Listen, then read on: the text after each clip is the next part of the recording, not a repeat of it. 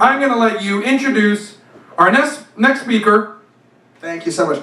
You know what? I know this speaker quite well, so I'll just try that. That went really far. I should take that up as my profession after this one. The next speaker is an incredible person, actually. I've worked with her for quite a while. She also did a BSc in neuroscience. She also is very interested in hosting science kinds of shows. She does a podcast. She's a social media personality. She's an all-round wonderful person. You guys are going to love her. I'm really excited and honored that you let me bring her up and that I get to bring her up. So, ladies and gentlemen, please put your hands together for Ive Velikova. She's a wonderful.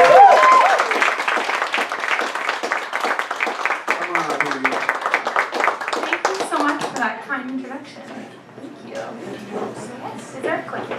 There's a clicker. That's a clicker. That's a picture of me. That's spoiler alert. That's a uterus. Okay. Weird, right? What?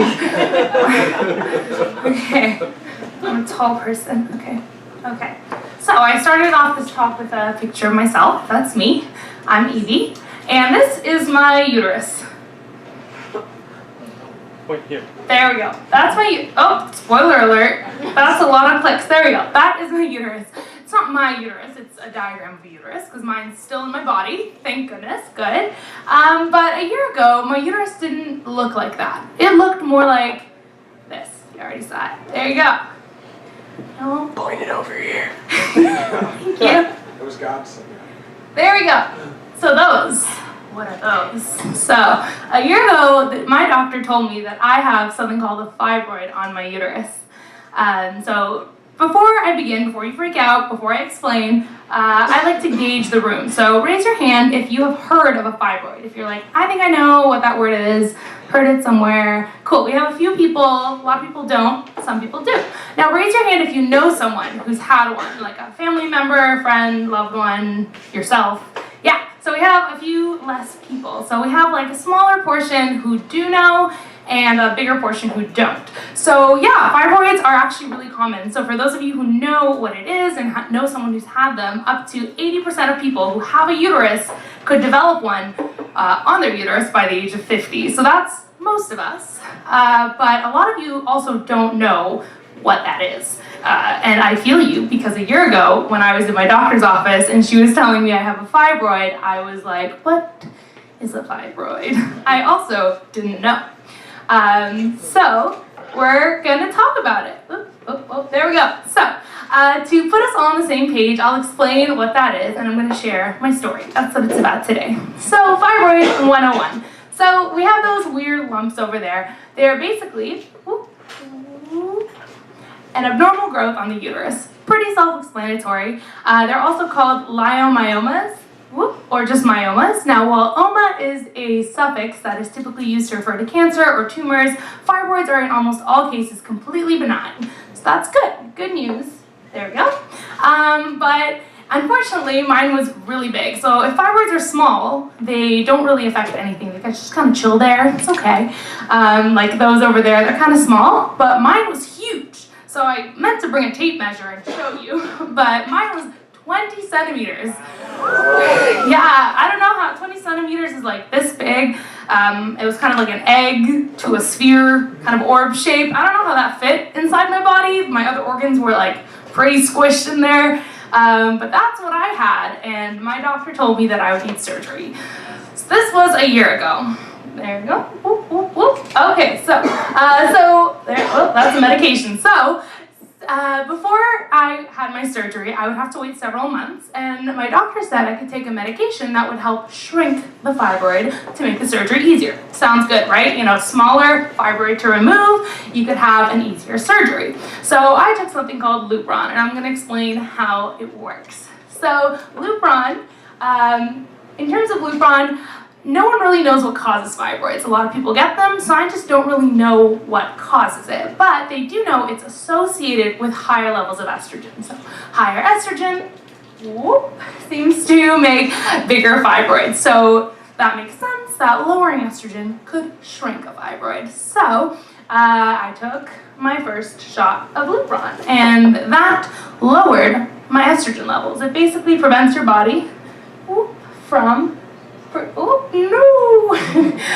your body, it prevents your body from producing estrogen. Now, you saw that graph which shows hormone fluctuations in the body. Now, hormones naturally fluctuate throughout our lives. So at puberty, our hormones increase and causes all those weird experiences of puberty. And there's a time, typically in women's lives, when hormones like estrogen drop. So I'm gonna need some help from the crowd. Does anyone know what that period of your life is called when estrogen levels drop dramatically? Menopause, yes, correct. So you can probably see what's happening next. As I took Lupron, went through menopause. That's right, at 22 years old, I was now experiencing menopause. So I don't know if you've known anyone else who's experienced this at the age of 22. I don't know anyone else. So I feel quite confident to give you the all-inclusive 22-year-old's guide to menopause. So here we go. Let's start with how this experience was for me. So to begin, hot flashes. So you may have heard of hot flashes, maybe someone you know or you yourself have experienced them. They're very uncomfortable, and I kind of want to take you through what they feel like.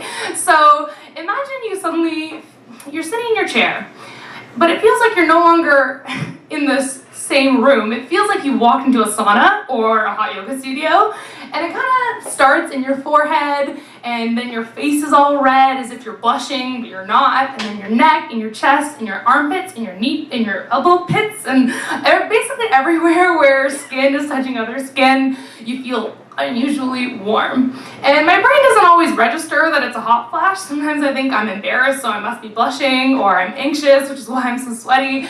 But no, it's usually a hot flash. So they happen all the time. This is me in convocation, my undergraduate convocation, letting my friends know that I'm having hot flashes during the ceremony. My favorite hot flash story was on a road trip I took with my friends. Look how cute we are. So as a typical 22-year-old going through menopause, I went on a road trip, and I was sitting in the passenger seat, and my friend was driving. So passenger seat, I'm not driving, but I'm in the front. I had full control of the temperature of the car.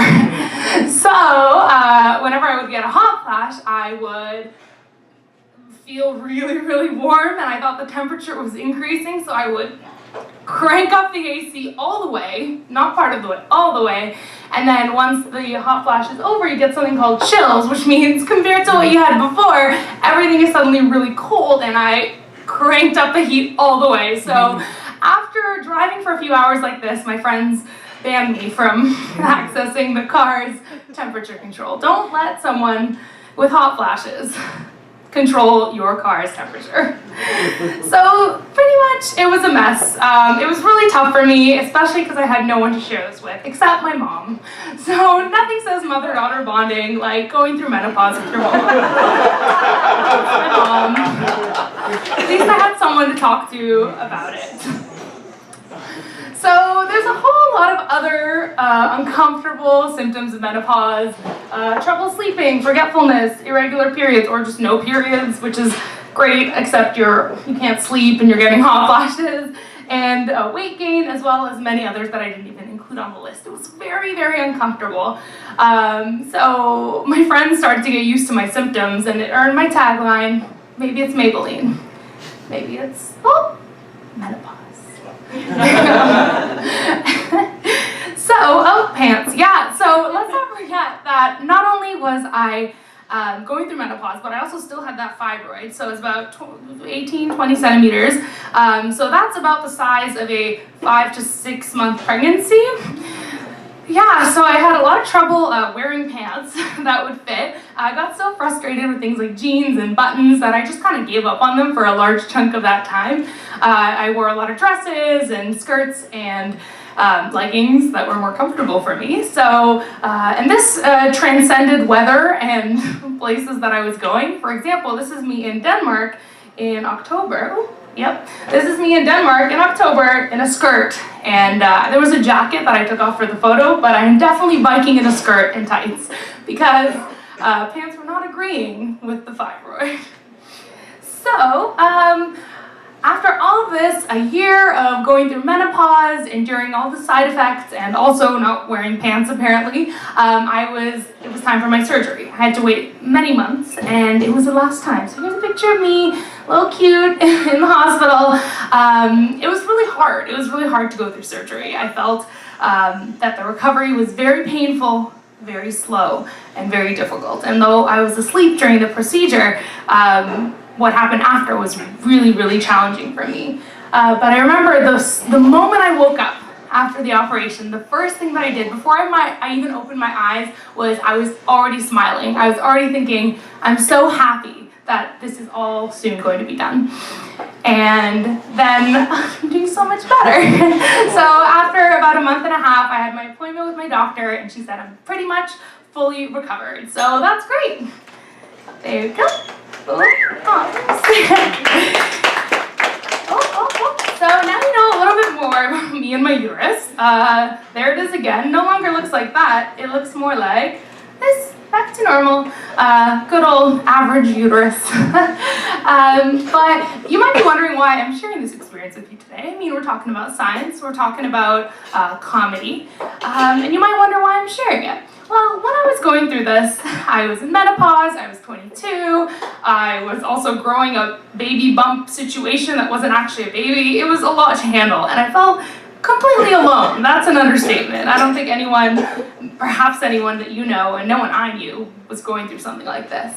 And even though most of you won't experience this exactly, all of us will get sick at some point, and all of us will feel alone. We'll feel like no one understands what we're going through, and we'll wonder if it'll ever be better. And sometimes it takes weeks or months, or in my case, over a year, for anything to improve.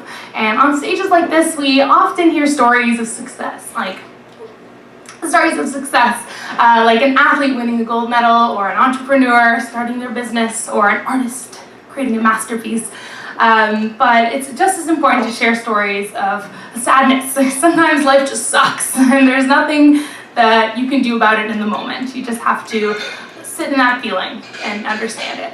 So after everything I've been through in this past year, I feel like I can handle whatever life throws at me next. So I wanted to end with a little quote. So there's a common saying, comedy is tragedy plus time. So what I went through could be tragic. There was a lot of disappointments. There's a lot of things I couldn't do this year because I had to wait for surgery, and I had to go through surgery. It's a lot of things I had to give up. But now some time has passed, and I think we can laugh about it together. So thank you for the chance to share my tragedy with you.